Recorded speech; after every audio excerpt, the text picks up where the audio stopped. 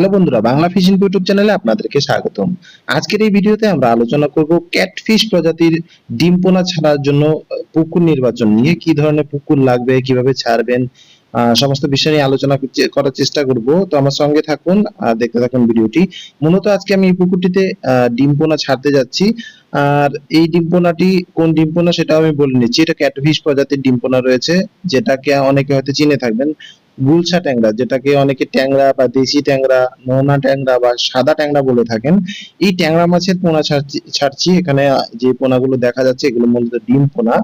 এই পোনাটা আমি পুকুরে ছাড়বো, আর এই পোনাটা যখন 20 থেকে 25 দিন বা 1 মাস বয়স হয়ে যাবে তখন আমরা এটাকে উঠিয়ে বিক্রি করা শুরু করে দেব। এর আগে আমি বেশ কিছু পোনা তৈরি করে বিক্রিও করেছি, সেগুলো শেষ হয়ে গেছে, এখন আবার নতুন করে ডিম পোনা ছাড়ছি। আর এই ডিম পোনাগুলো আমাদের নিজস্ব তৈরি, আমাদের নিজেদের ব্রুডার থেকে আমরা ব্রিডিং করিয়ে মাছগুলো তৈরি করে থাকি। তো যাই হোক, আমি যে বিষয়টি নিয়ে আলোচনা করছিলাম সেটা হচ্ছে যে পুকুর নির্বাচন। ক্যাটফিশ প্রজাতির মাছের ডিম পোনা ছাড়তে গেলে কি ধরনের পুকুর নির্বাচন করা উচিত।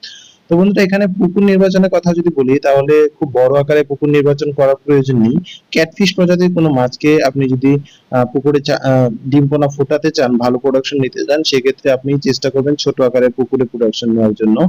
তো ছোট আকারে পুকুরে এই মাছগুলো ভালো হয়ে থাকে। পুকুর ছোট আকারে হওয়ার পাশাপাশি এর গভীরতাও একটা বিষয় রয়েছে, খুব বেশি গভীর হলেও চলবে না। একটা সময় ছিল যে সময় আমরা পুকুরের জলে গভীরতা 2 থেকে 2.5 ফিট রাখতাম, বর্তমান সময়ে সেটি আর নেই। 20-25 বছর আগে এগুলো কাজ করতো। বর্তমান সময়ে টেম্পারেচার এত বেড়ে গেছে যে এই টেম্পারেচারে এত কম জল রাখলে সেখানে ডিম পোনা প্রোডাকশন করা মুশকিল। কারণ সকাল হতে হতেই মোটামুটি টেম্পারেচার এত হাই হয়ে যায়, যার ফলে এই ধরনের ডিম পোনা সেই পুকুরে নষ্ট হয়ে যায়। কারণ পুকুরের জলে টেম্পারেচার বেড়ে যায়। তাই বর্তমান সময়ে 3 ফিটের নিচে কোনো মাছই চাষ করা সম্ভব হয় না, বা ডিম পোনার প্রোডাকশন করাও কিন্তু সম্ভব হয় না। তো ছোট আকারে পুকুর নির্বাচন করে সিম্পল ভাবে আপনাকে পুকুরটিকে তৈরি করতে হবে। অনেকেই ভুলভাল করে থাকেন।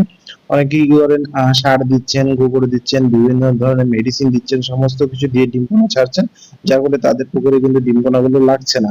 তো কিভাবে আপনি একটা গুলশা মাছ বা ট্যাংরা মাছের জন্য ডিম পোনার জন্য পুকুর তৈরি করবেন সেইটি নিয়ে আমি ভিডিও একটি তৈরি করছি। পরবর্তী ভিডিওতে আমি সেই বিষয়টি আপনাকে দেখাবো।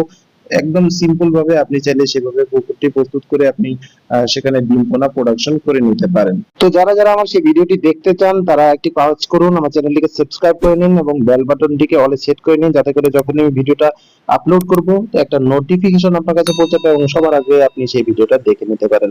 তো আজ অল্প কিছু ছোট ইনফরমেশন ছিল, বলতে পারেন একটা নিউজ ছিল, যেটা আমি আপনাদেরকে দিয়ে দিয়েছি।